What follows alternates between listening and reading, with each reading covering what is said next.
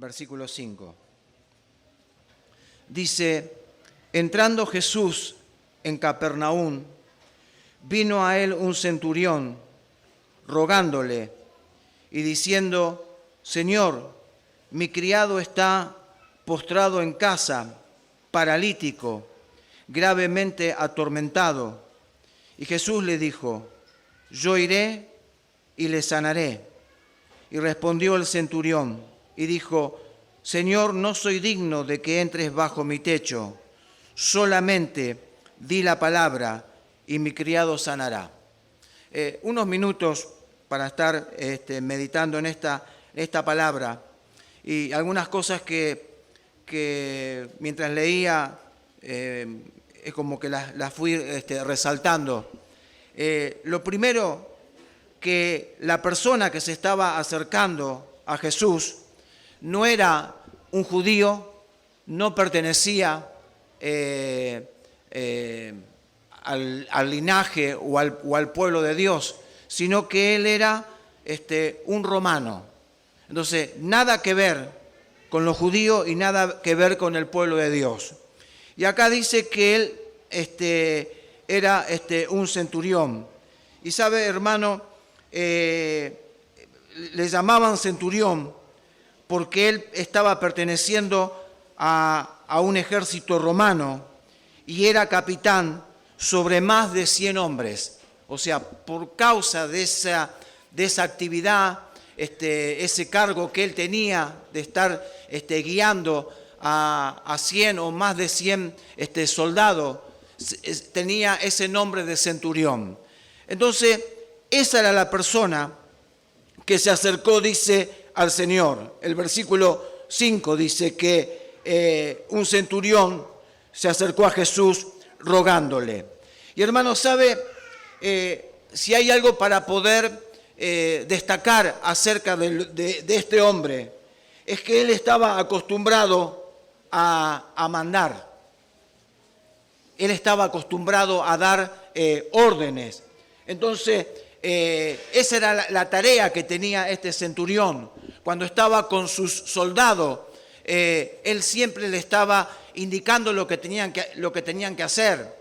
Él tenía que estar exigiéndole a través de una orden. Entonces, es como que él estaba en un nivel de autoridad. Entonces, a ese hombre uno lo puede ver en este lugar, y si a lo mejor lo veían sus soldados, a lo mejor no estaban acostumbrados a verlo de esa manera, porque a él lo veían como una persona enérgica, lo veían como una persona que siempre estaba mandando hacer las cosas, pero ahora a él lo ven, si es que alguien de sus soldados lo vio, lo ven ahora acercándose a Jesús y dice que fue a rogarle. Y en el versículo 6 dice que le decía, Señor, mi criado está postrado en casa, paralítico, gravemente atormentado.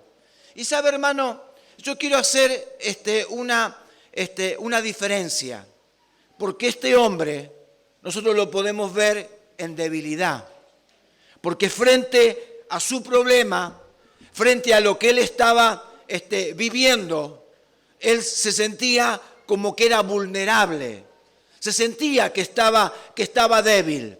Y la diferencia que quiero hacer es que usted va a ver a este hombre en debilidad, pero nunca lo va a ver que está perdiendo autoridad. Entonces, a veces uno tiene un concepto de decir, si tal persona tiene un cargo, si tal persona desarrolla una labor y usted lo ve que está enfrentando una situación que para él es difícil y usted lo ve ahora como necesitado, como alguien que está pidiendo el favor, está pidiendo la ayuda y en este caso del Señor, a él lo ven en debilidad, pero no que haya perdido la autoridad.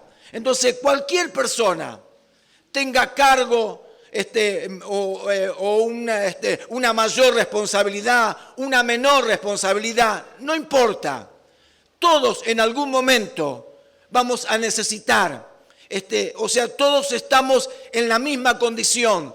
Vamos a necesitar de la ayuda de alguna persona, vamos a necesitar el socorro de nuestro Dios, porque veamos a alguien con una responsabilidad, verlo en debilidad, hermano, no significa que al acercarse, al pedir ayuda, porque a veces tenemos ese concepto, ¿cómo voy a pedir ayuda si yo tengo esta autoridad?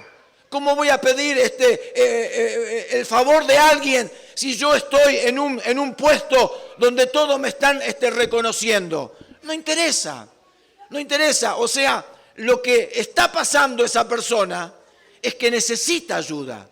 Entonces no hay, ¿por qué no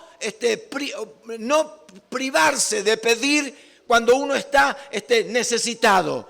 Porque uno no está perdiendo autoridad. Lo que necesita es que alguien lo pueda ayudar en la situación que él está atravesando. Y hermano, muchas veces nosotros podemos estar en debilidad, pero en la palabra de Dios encontramos que aunque un cristiano se sienta débil, la palabra nos enseña, le dice al débil que el débil pueda decir, pero creyendo, fuerte soy. Aún en esta situación, yo no estoy derribado. En esta situación no estoy destruido. La palabra me está diciendo, diga el débil, fuerte soy. Entonces, este hombre lo podemos ver en debilidad. La única manera, la única forma que una persona pierda autoridad es que no la pierde porque está en debilidad. La pierde cuando deja de estar bajo autoridad. Entonces, ahí se pierde lo que es la autoridad. Entonces, vemos a este hombre que se está acercando al Señor con esa necesidad y que le está rogando por su criado. Lo otro que puedo ver, hermano, es que, fíjese, que él va a pedirle lo vamos a decir para cambiar criado, y lo vamos a decir en este tiempo, era un empleado. Él va a pedirle por un empleado. Y hermano, a veces es como que uno dice, y él tenía necesidad de ir a rogarle por alguien que trabajaba en su casa. Hoy en día, cuando en un trabajo, en una fábrica, alguien se enferma, no se puede reintegrar al trabajo porque a lo mejor es una enfermedad que le lleva mucho tiempo. El trabajador o el empleador no tiene problema de ir y decir, bueno, si vos no podés reincorporarte, hay otro que va a ocupar tu lugar. Hay tantos que están esperando para poder tener un lugar acá en la empresa. Entonces, como que el empleador no se hace tanto problema por eso. Pero acá, este hombre le va a pedir por su empleado. Él no fue, dijo, bueno, no podés hacer más las cosas de la casa, no me podés servir más. Bueno, cuando te reincorpore, cuando te mejore, vamos a ver qué hacemos.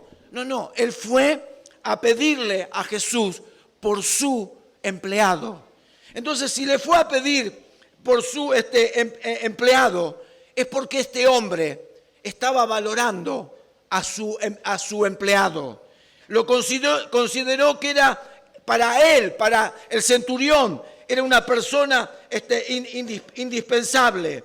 Y a lo mejor si él hubiera estado desconforme con su trabajo, no se preocuparía por él.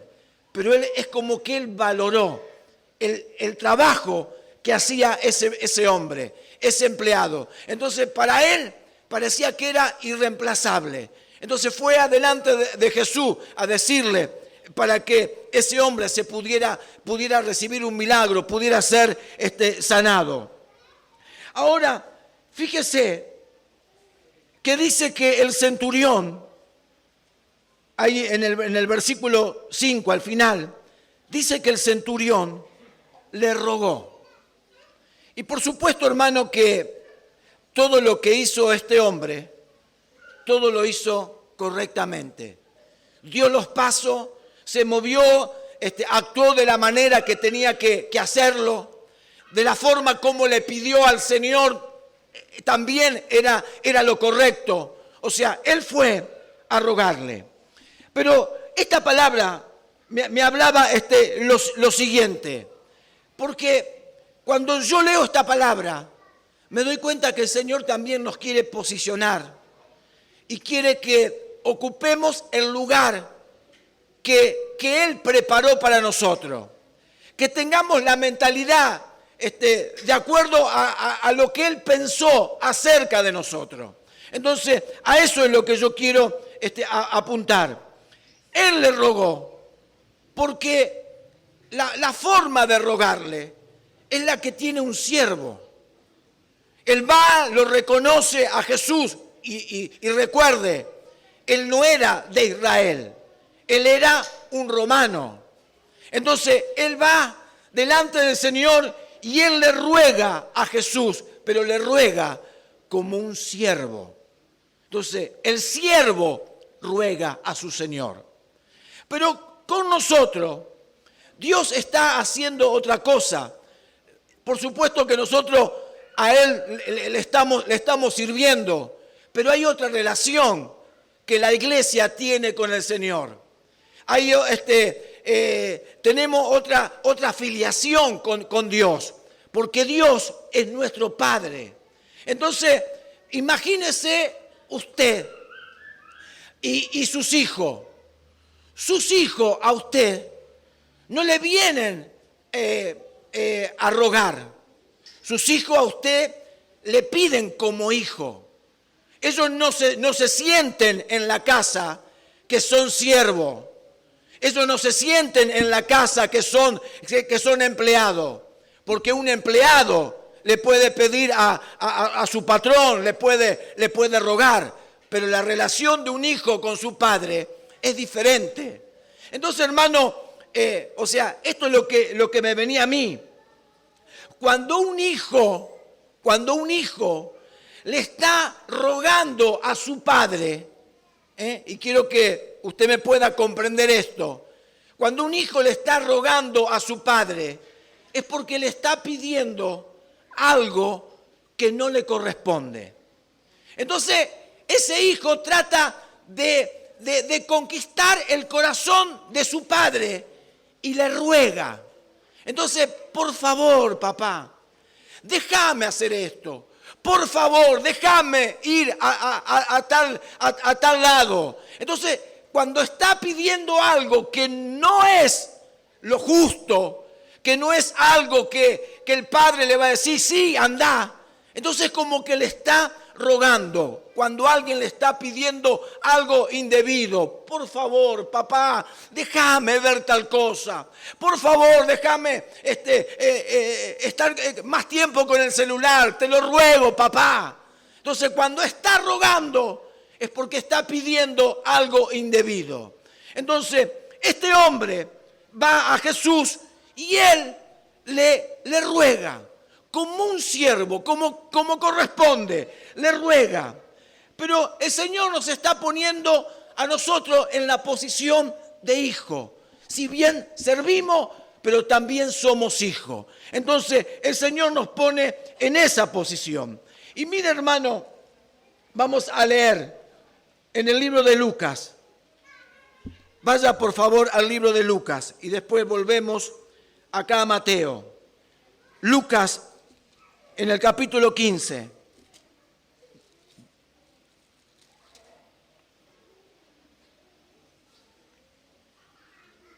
Y leemos el versículo 29. Lucas 15 y el versículo 29.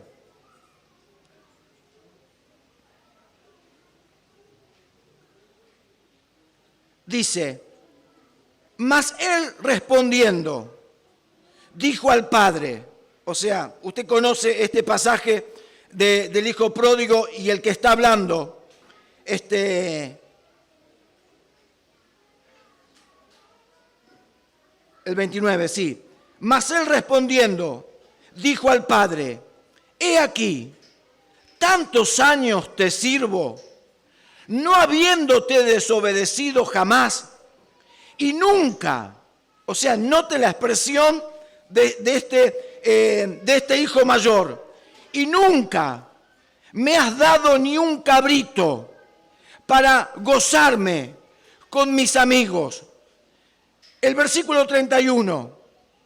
Él entonces le dijo, ahora es el padre el que le responde, él entonces le dijo, hijo, tú siempre estás conmigo y todas mis cosas son tuyas. Entonces, hermano, nuestra relación, por supuesto, la relación que nosotros tenemos con Dios, con nuestro Padre, es una relación de respeto, es una relación de honra. Pero así como le está diciendo acá, hijo, todas las cosas que yo tengo son las cosas que a vos también te pertenecen. Todas las cosas que yo tengo son las cosas que a vos también te corresponden. Entonces, hermano, nosotros, o sea, qué triste es escuchar a un hijo decirle eso a su padre. Quiere decir que ese hijo nunca disfrutó del amor ni de la casa de su padre. Nunca lo disfrutó. O sea, fue, digamos, un hijo, entre comillas, un hijo ejemplar, que siempre obedeció al padre. No sé cuál fue el motivo, la causa por la cual él lo obedecía, pero él le obedeció, es lo que dice la palabra, pero él nunca disfrutó de su padre, nunca disfrutó de la comunión del padre, nunca disfrutó, o sea, es como que él se sentía que estaba en la casa, pero que era un hijo marginado, porque encima le está recriminando, nunca me diste esto, nunca me diste tal cosa para disfrutar con mis amigos. Y el padre tiene que decirle, pero mirá, las cosas que son mías son tuyas. A vos también te correspondían. Pero él no lo sabía. Entonces, como no lo sabía, entonces obedecía, y me imagino, obedecía de mala gana. Lo que hacía en la casa lo hacía con la cara larga. O sea, nunca pudo disfrutar. Entonces, hermano, nuestra relación con nuestro Dios tiene que ser diferente. O sea, el siervo le fue a rogar porque él no pertenecía ni al pueblo de Israel. Entonces se acercó como un siervo solamente a rogarle. Pero nosotros sabemos que las cosas que le pertenecen a nuestro Dios también son nuestras. Son nuestras. Entonces, no es que le vamos a pedir así, dame lo que me corresponde. No, con respeto, con honra. Saberlo nosotros. Eso es lo importante, saberlo. Que somos hijos, que lo que tiene nuestro Padre también nos pertenece a nosotros. Entonces, eso es lo que tenemos que nosotros apropiarnos. Entonces, vamos a disfrutar lo que tiene nuestro Padre y le vamos a pedir creyendo lo que tiene nuestro Padre, porque lo que tiene Él es para los hijos. Lo otro, hermano, el centurión le dice a Jesús en la condición que se encontraba su criado, porque le dice en el versículo 6, diciendo, Señor, mi criado, y le empieza a describir, mi criado está postrado en casa, paralítico y gravemente atormentado. O sea, no era que estaba resfriado, no, estaba mal, estaba a punto de morirse, se lo está describiendo, postrado, paralítico y gravemente atormentado. Pero lo que le dice Jesús, eso es lo impactante. Porque, hermano, cuando Él viene y le dice, Jesús no le está diciendo, voy a ver qué puedo hacer. Jesús no dijo eso. Y mire que le describió que Él estaba re mal, que estaba gravemente. Pero el Señor no le dijo, voy a ver qué puedo hacer. El Señor le está diciendo, yo iré y le sanaré. Yo iré y le sanaré. Entonces, hermano, cuando veo esa palabra, uno se da cuenta que no hay enfermedad que el Señor no pueda sanar, que no hay pecado que Él no pueda perdonar, por más grave que esté. Entonces, con esto nosotros también podemos alentarnos y saber, hermano, que hay gente que hace mucho tiempo que está mal espiritualmente, pero aún así van a ser sanados. No importa la gravedad en que se encuentra en su parte espiritual. No importa que hace mucho tiempo que está en la misma condición. Nosotros vamos a creer esta palabra. Jesús dijo, yo iré y le sanaré. Así que eso que parece que es tan grave, que parece que ya no van a salir de esa condición espiritual, vamos a declarar que el Señor los va a sanar. No importa lo grave y no importa el tiempo que hace que están en esa condición. Van a salir porque el Señor los va a sanar. Lo otro, hermano. Fíjese que le vuelvo a reiterar. El centurión quería que un siervo suyo sea sanado. Y para este hombre, aparentemente, parece que un criado o alguien que estaba ahí en la casa, para él era irreemplazable. Entonces, si para este hombre un criado es irreemplazable, ¿cuánto más nuestros hijos o algunos de los cónyuges que a lo mejor están mal espiritualmente, no vamos a pedir por ellos para que sean sanados? Porque nuestros hijos son irreemplazables. Y porque tu cónyuge que hoy no es salvo, o que hoy es inconverso, o que hoy se quedó, ellos también son irreemplazables. No lo podemos cambiar por otro. Necesitamos que ellos sean salvos, necesitamos que ellos sean sanados. Entonces vamos a creer que el Señor va a hacer una obra gloriosa en cada uno de ellos. Entonces vamos a valorar nuestra casa, nuestra familia, nuestros hijos y a nuestros cónyuges. Lo otro, hermano, en el versículo, cuando el Señor le dice en el 7, Jesús le dijo, yo iré y le sanaré. En el versículo 8 respondió el centurión y dijo, Señor, no soy digno de que entres bajo mi techo, solamente di la palabra y mi criado sanará. Escucha, hermano, yo le dije, lo que hizo este hombre fue lo correcto. Fue lo correcto. Cuando él va y le dice a Jesús, yo no soy digno de que entres bajo mi techo, también era lo correcto. Sentirse de esa manera, también. Nosotros, ninguno de los que hemos sido alcanzados por la salvación de Dios, no es que el Señor nos salvó porque realmente teníamos que ser salvos, porque éramos buenos, porque había muchas cosas que valían para que el Señor nos salvara a nosotros. No, estábamos en la misma condición que Él. Ninguno era digno. Sin embargo, el Señor con nosotros tuvo misericordia. Nos amó, nos perdonó y nos salvó. Así que ninguno era, por decirlo, eras una persona excelente, te tenía que haber salvado Dios, te lo merecía. No, nada de eso. Así que, así como este hombre dice, no soy digno, nadie, ninguno de nosotros éramos dignos de que el Señor nos salvara. Ahora fíjese, Él lo entiende. Él dice, yo no soy digno de que entres bajo mi techo. Ahora, lo otro es lo que decían los siervos del centurión. Y eso es lo que yo quiero leer con ustedes. Vaya a Lucas, en el capítulo 7. Lucas en el capítulo 7.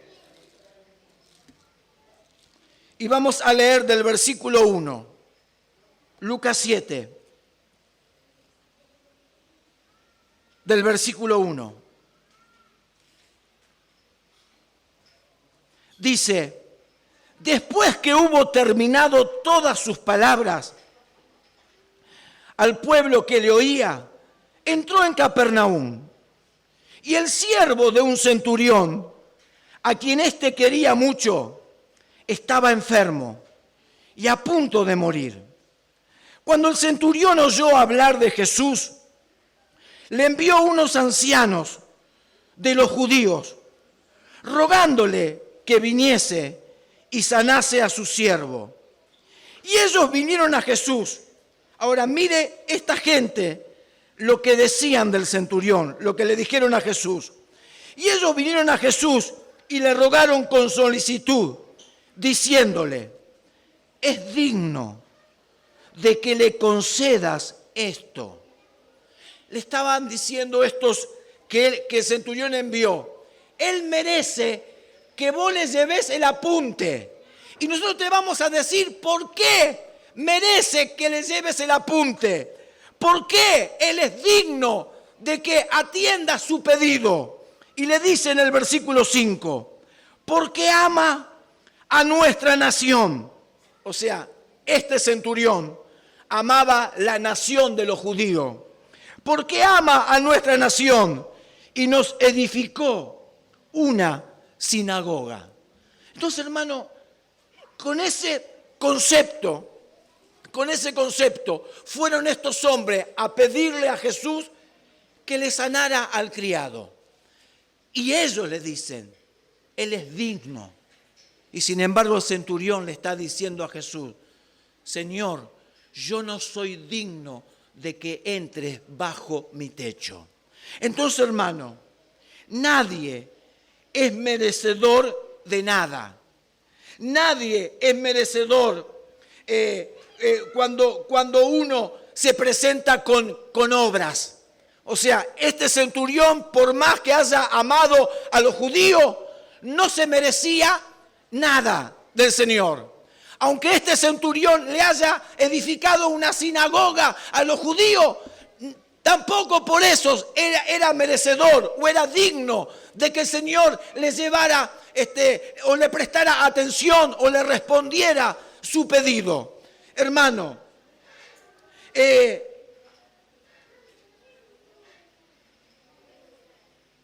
cuando la persona cree en la obra de Dios, ahora es diferente.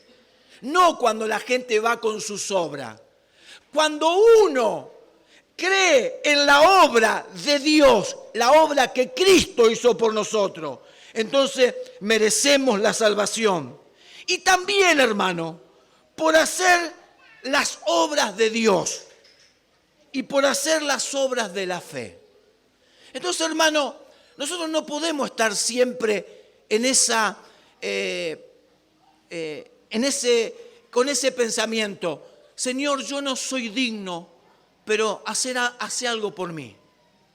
Cuando estábamos lejos, no éramos dignos. Cuando empezamos a creer en la obra de Cristo, el Señor empezó a trabajar en nuestra vida. Y el Señor comienza ahora a darnos una dignidad que antes no teníamos. Pero el Señor ahora nos empieza a dar una dignidad. Entonces, hermano, no es justo que nosotros querramos desligarnos de las obligaciones o de los deberes que a nosotros nos corresponde hacer delante de Dios. Porque a veces es como desligarnos.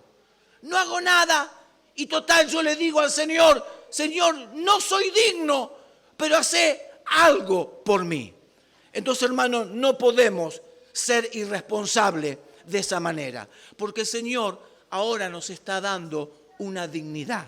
Entonces, hermano, ¿cuándo nosotros recibimos del Señor? Cuando nosotros creemos en la obra de Dios. Cuando usted creyó en la obra de Cristo, fue salvo y los pecados fueron perdonados. Cuando nosotros ahora comenzamos a hacer las obras pero son las obras de la fe. No la obra que hizo el centurión. No porque él amaba a los judíos. No porque él construyó una sinagoga. No, esas son obras de él. Esas son obras personales de él. Y con esas obras nadie puede ser justificado delante de Dios. Pero ahora el Señor nos salvó y el Señor nos ha dado una fe. Nos ha dado una fe. Entonces nosotros empezamos a recibir de parte de Dios cuando nosotros comenzamos a hacer las obras de la fe. Por eso usted va al libro de Santiago. Libro de Santiago. Vamos a buscarlo. Santiago.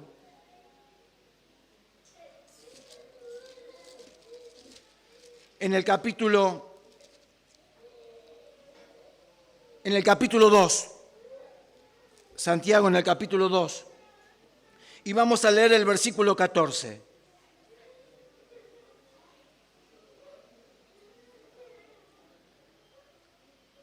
Miren lo que dice el apóstol Santiago en esta carta. Dice, hermanos míos,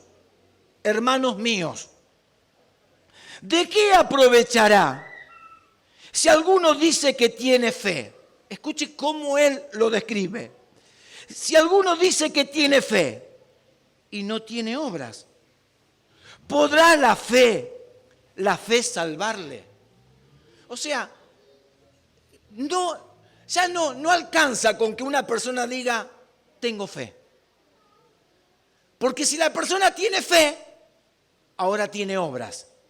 No son las obras suyas, son las obras de la fe. Entonces, dice, ¿podrá la fe salvarle? Y después él da un ejemplo. El ejemplo ahí en el versículo 15. Que lo que él está diciendo es un ejemplo. O sea, no tiene nada que ver con la fe. Le está dando un ejemplo. Dice, y si un hermano o una hermana están desnudos y tienen necesidad del mantenimiento de cada día, y alguno de vosotros le dice, o sea, lo único que hace es decir, le dice, id en paz, calentaos, que se sacien, pero no les dais las cosas que son necesarias para el cuerpo, ¿de qué aprovecha? O sea, cuando él dice, ¿de qué aprovecha? ¿De qué aprovecha haberle decidido, bueno, yo sé que me dijiste que tenés frío, yo sé que me dijiste que tenés hambre, bueno, anda en paz, saciate, tratá de cobrar un poco de calor, de ánimo. O sea, ¿de qué sirve haberle dicho eso si no fuiste capaz de decirle, tomá una manta, tomá un plato de lenteja? O sea, ahora cambia el asunto. Entonces, ese es el ejemplo que le estaba dando. Y ahora él vuelve a retomar lo que tiene que ver con la fe. Entonces dice en el versículo 17, así también la fe, si no tiene obra, es muerta en sí misma. Pero alguno dirá, tú tienes fe y yo tengo obras. Muéstrame tu fe sin tus obras y yo te mostraré mi fe por mis obras. O sea, la única manera de poder mostrar la fe es a través de las obras. ¿Se da cuenta? O sea, si yo digo, no, yo tengo fe, y yo soy el gigante de la fe, usted no sabe la fe que tengo. Pero si usted no tiene las obras de esa fe que dice, entonces la fe está muerta. No sirve para nada, no sirve para nada. Entonces, hermano, cuando uno ahora, antes nosotros no éramos dignos, pero el Señor, por haber creído en su obra, nos salvó. Una vez que nos salvó, nos limpió, ahora nos está vistiendo, nos está llamando, nos hace digno, nos dio la fe. Entonces ahora yo tengo que actuar y hacer las obras de la fe. Eso tiene que ver, hermano, con la dignidad. Por eso, hermano, esa cosa de decir, no me lo merezco, no me merezco tal cosa de parte de Dios. ¿cómo no me merezco tal cosa? Si el Señor nos está diciendo, si vos caminás en mi voluntad, yo te voy a dar esto. Si vos haces mi voluntad, te voy a bendecir con todo mi bien. Entonces, es algo que Dios estableció. Es algo que ya Dios marcó. Entonces, ya no encaja que uno en esa falsa humildad diga, no me lo merezco. Y otro que diga, bueno, Señor, si querés ayudarme, ojalá tenga suerte y Dios me ayude. Así no vamos a ir a ningún lado. Ahora, así como Él dice, no soy digno de que entres en mi casa, ahora el Señor nos está reclamando dignidad. Dignidad. Nos está reclamando compromiso, porque Dios sabe a quién bendice, al que es digno. Al que es digno. Y ser digno, hermano, no es, ¿de qué se la da? Qué agrandadito. Mirá lo que dice. Está diciendo que Dios lo tiene que bendecir porque no sé quién se cree. No. Yo no me creo nada. Y ninguno se debe creer nada. Solamente creer lo que Dios dijo de nosotros, lo que somos. Nada más que eso. Entonces, caminar como hijo, caminar en las obras de Dios y en lo que el Señor nos está marcando. Por eso, hermano, usted va a encontrar, y yo se lo quiero leer, vamos a ir a Colosenses. Vas al libro de Colosenses, en el capítulo 1. Capítulo 1.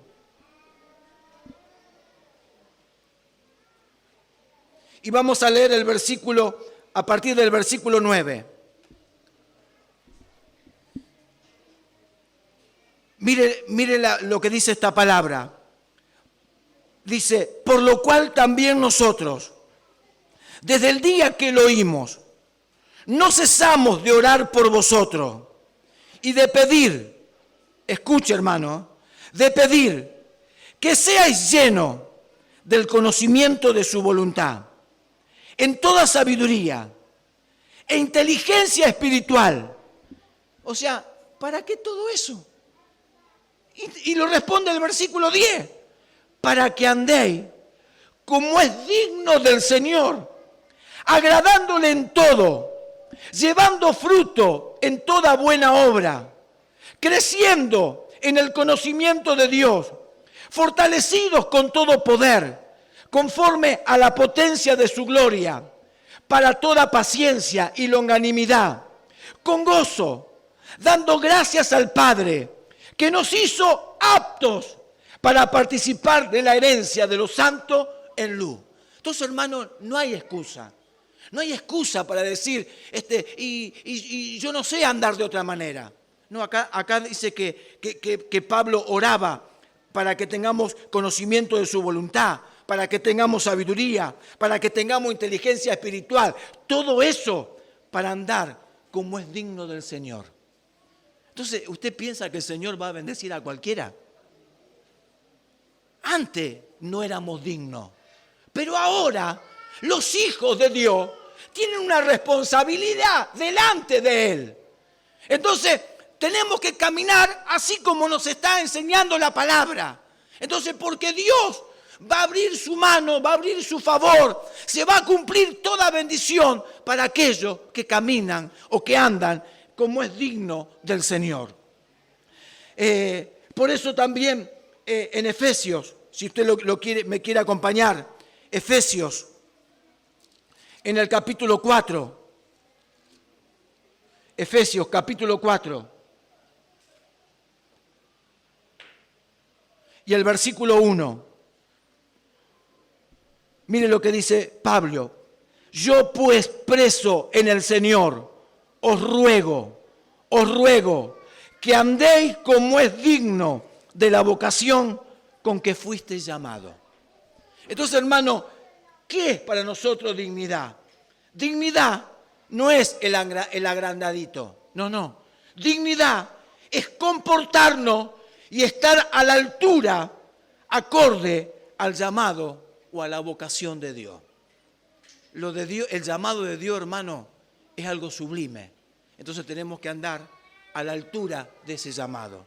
La vocación que Dios nos ha dado también es algo glorioso. Debemos andar a la altura de esa vocación que el Señor nos ha dado. La salvación, hermano, la salvación es tremenda. La salvación que Dios nos ha dado es tremenda. Tenemos que andar a la altura de esa salvación. Entonces, eso es caminar en dignidad. ¿Se da cuenta? Entonces, para que se termine, Señor, si querés, ayúdame. Si podés, ojalá que el Señor me acompañe en este día. O sea, es como sentirnos un pobrecito, como sentirnos nada. Resulta que no somos ningún pobrecito. Somos hijos. Somos hijos. Y si nosotros andamos a la altura de ese llamado, la bendición viene. La bendición viene. Y ninguno va a decir, no, esto no me lo merezco. No, es que Dios te lo da porque te lo mereces. Dios te lo da porque te lo mereces. Entonces ya no vamos a poder decir, Señor, no me lo merezco, pero bendecime igual. No, si vos no te lo mereces, Dios no te va a bendecir igual. Los que son hijos y los que andan a la altura de ese llamado, de esa vocación, esas son las personas que reciben la bendición de parte del Señor. Ahora, volviendo ahí a Mateo, en el capítulo 8.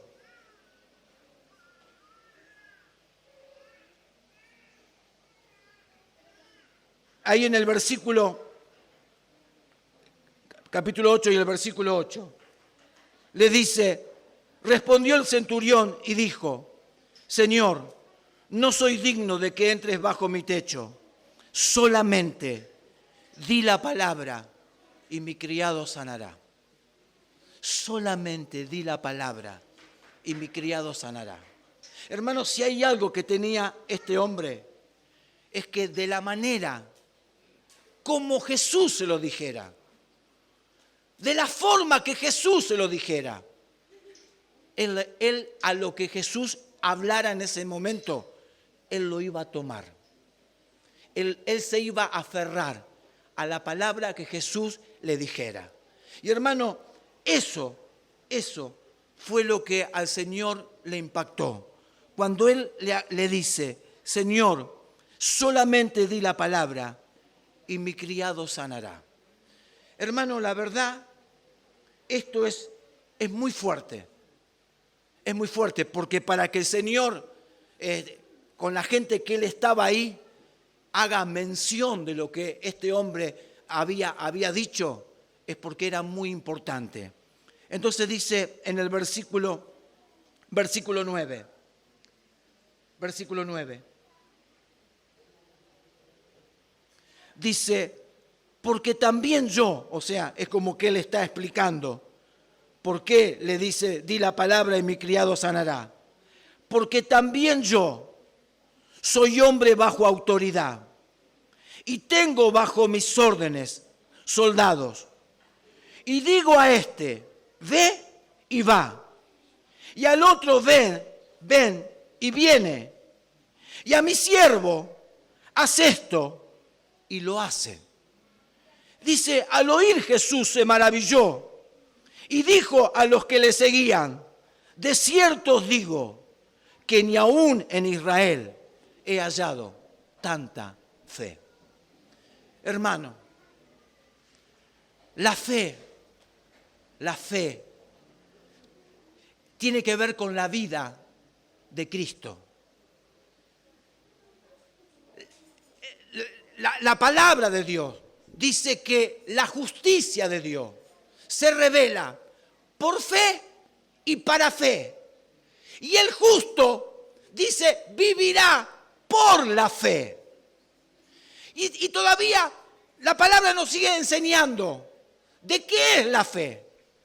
Es pues la fe, la certeza de lo que se espera y la convicción de lo que no se ve.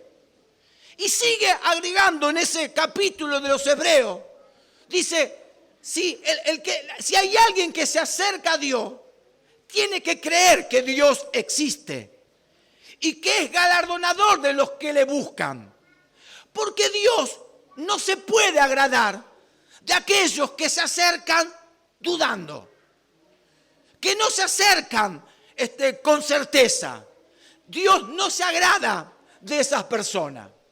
Y ahí en Hebreo comienza a mencionar una lista de hombres que se destacaron con lo que a Dios le agrada. Se destacaron por la fe. Entonces habla de la fe de Abraham, habla de la fe de Moisés, habla de la fe de tantos hombres. Y uno se da cuenta, hermano, que la fe no es algo que está ahí, que no tiene consistencia. La fe, hermano, la fe tiene más de lo que nosotros pensamos. La fe tiene sustento. La fe tiene fundamento.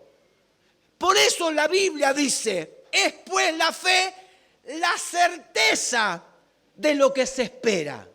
Entonces, hermano, no es yo pienso que mañana va a ser un lindo día. Y todo eso la gente a veces lo relaciona con el creer y lo relaciona con la fe. Pero resulta que eso que la gente piensa que es el creer o que es la fe, eso es que está suponiendo. Ellos suponen que mañana va a llover, suponen que mañana va a ser un día lindo. Son suposiciones. Pero la fe no es eso. La fe, tiene de dónde agarrarse. La fe tiene fundamento. Entonces, hermano, cuando nosotros leemos de la manera cómo fue creado el mundo, cómo fue constituido el mundo, que de la nada Dios creó todas las cosas.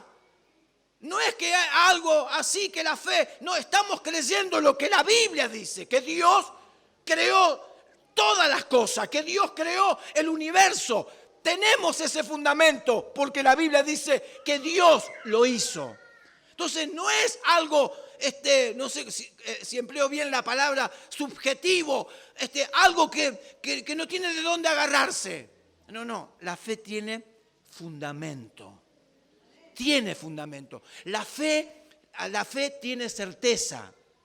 ¿Por qué nosotros predicamos salvación? Porque nosotros creemos que la gente no se puede salvar si no cree en Jesucristo. Entonces, la fe tiene ese fundamento. Por eso predicamos.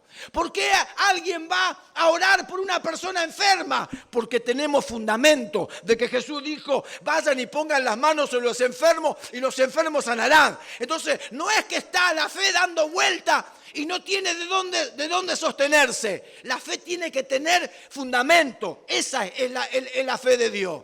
Y hermano, acá la fe tiene fundamento.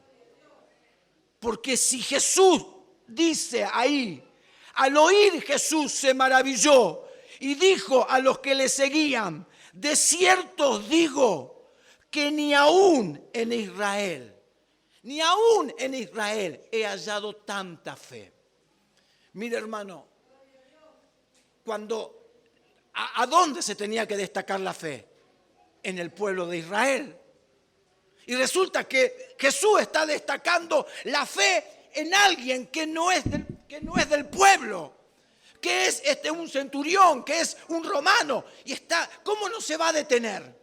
¿Cómo no le va a hablar a la gente? Porque tiene que ver con la fe.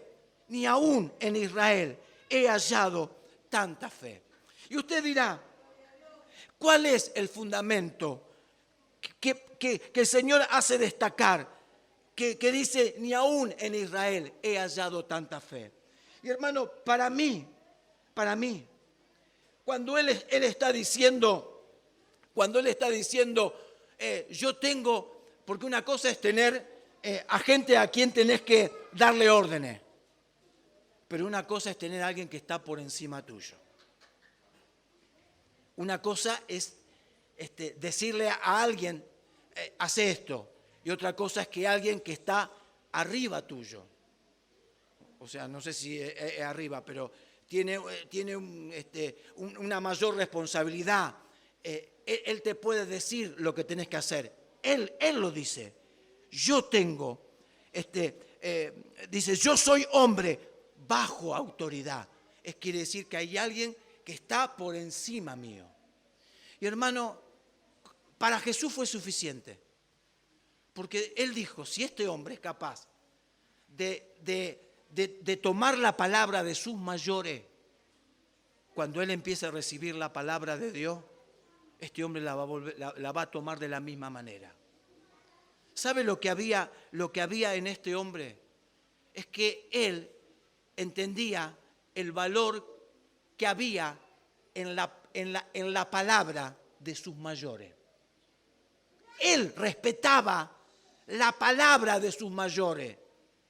Hermano, hoy en día, usted no sabe la importancia que tiene que alguien respete, valore la palabra de un padre. Usted no sabe lo que significa para Dios eso. Porque eso es de suma importancia. ¿Sabe, hermano? Estamos viviendo en un tiempo donde se ha desprestigiado, donde no se lo toma en serio a los padres. Los padres hoy en día es como que los padres están a la altura de los hijos. Y no es así. El otro día venía escuchando un pedacito, porque solamente puedo escuchar un poco de radio cuando subo al auto. Y escuchaba a este pastor que Cristian sabe escuchar por la mañana. ¿Cómo se llama? El pastor Adrián Batista. Y él dice, cuando hace tiempo atrás, dice, tu papá, dice, o sea, tiempo atrás, creo que no era ni tampoco en el tiempo de mi papá, o sea, más atrás de mis padres. Dice que un padre miraba a su hijo, solamente lo miraba y con la mirada le estaba hablando. Solamente. El hijo ya sabía cuando el padre lo miraba si se tenía que mover, si se podía levantar o si se tenía que quedar sentado en la mesa. Solamente que el padre lo mirara. Que el padre le diga tal cosa. Para el hijo era la palabra de su mayor. Entonces, ojalá, no digo volver a eso, como que tu papá te mira y vos temblás. No volver a eso. Pero respetar la palabra de nuestros padres.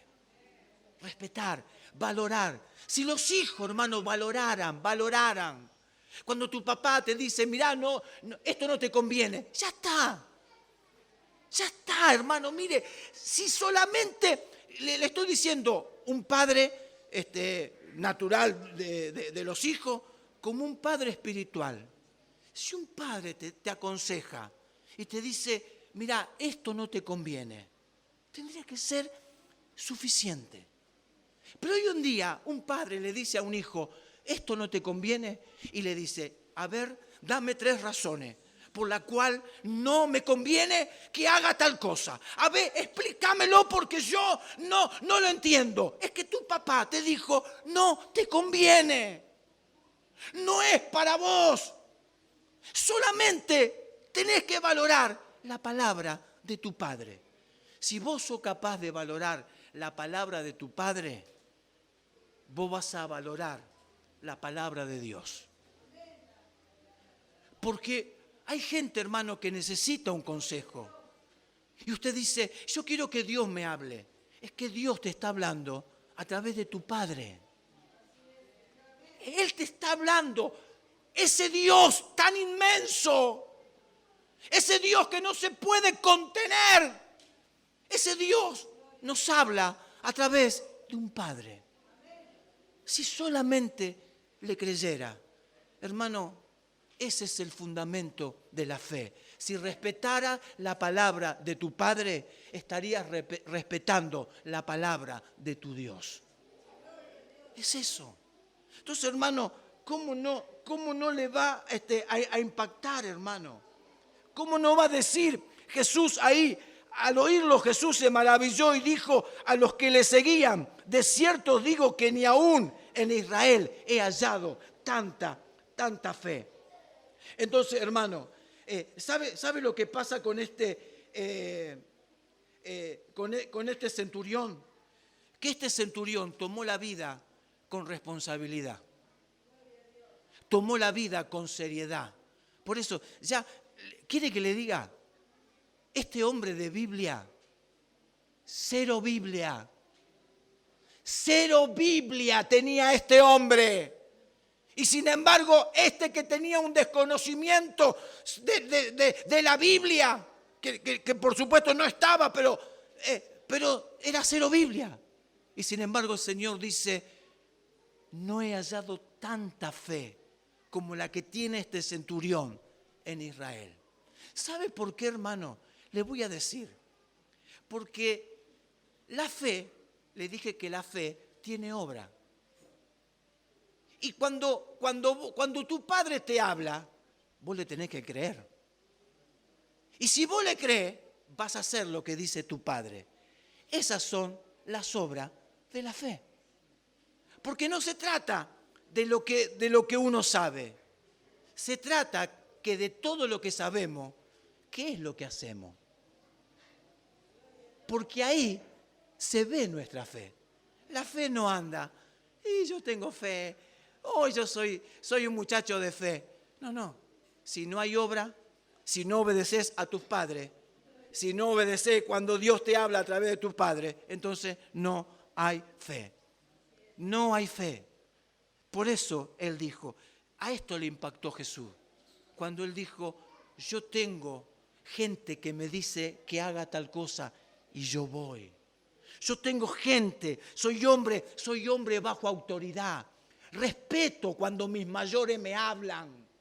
Respeto cuando mis mayores me dicen tal cosa. Entonces, hermano, ¿cómo no vamos a decir la fe tiene fundamento? Y termina, hermano, diciendo en el versículo 11. Versículo 11. Mire lo que dice. Dice, y os digo que vendrán muchos. O sea, lo que Jesús le está diciendo, todavía no llegaron. Estos todavía están afuera de la gracia, están afuera de la fe, pero van a venir, van a llegar. Dice, y os digo, vendrán muchos del oriente, del occidente, y se van a sentar con Abraham, se van a sentar con Isaac, con Jacob, en el reino de los cielos. Van a ocupar esos lugares de privilegio. Estos que hoy andás a ver dónde están. Pero cuando esta gente que está hoy lejos, cuando ellos vengan, cuando ellos sean parte del reino, cuando ellos sean parte de la iglesia, hermano, a muchos van a avergonzar. Porque hoy hay tantos que tienen el privilegio de estar dentro de la iglesia y sin embargo no valoran cuando Dios les habla. No lo valoran. Dicen, no, esto no es para mí. No, a mí esto no me interesa. Pero los que vienen, hermano, van a ser tan temerosos, tan respetuosos. Van a valorar cuando sus mayores le hablen. Estos son los que vienen. Esta es la generación que se está acercando. Y hermano, tristemente dice, mas los hijos del reino, los que están adentro, mas los hijos del reino serán echados a las tinieblas de afuera. Y allí será el lloro y el crujir de dientes. Hermano, ojalá esta palabra nos sirva para, aunque sea se nos sacuda un poco las cosas espirituales y que nos hagan recapacitar y decir, no, la verdad que las cosas de Dios van en serio. Entonces yo voy a respetar lo que Dios me está hablando. Mas los hijos del reino serán echados a las tinieblas de afuera y allí será el lloro y el crujir de dientes. Entonces después dice, Jesús dijo al centurión, ve y como creíste, te sea hecho. Y su criado fue sanado en aquella misma hora. Lo que a mí me atrapa de este pasaje, ¿sabe lo que es? Que el criado se sanó. Y la verdad, no sé si el criado tenía fe, pero la palabra, el Señor no se la soltó al criado, la palabra se la soltó al centurión. A él se la soltó, a él le habló la palabra, a él le dijo, yo iré y le sanaré. Entonces, cuando él dice, di la palabra, el Señor le dice, ve y como creíste, te sea hecho. Así que, hermanos, ¿sabe lo que entiendo? Es que hay muchos que hoy no creen, pero van a ser sanados porque vos estás creyendo. Porque vos estás creyendo. Anda a saber en qué anda el otro, pero va a ser sanado. Porque él no sabe ni de lo que estamos hablando, pero vos sabés de qué se está hablando, porque la palabra se está soltando para vos. Y el Señor le dijo a este hombre, ve y como creíste te sea hecho. Y su criado fue sanado en aquella misma hora. ¿Quién sabe si en esta misma hora alguien no está recibiendo algo de parte de Dios porque vos estás creyendo en la palabra que el Señor está soltando? Así que, iglesia, póngase de pie. Póngase de pie. Aleluya. Aleluya.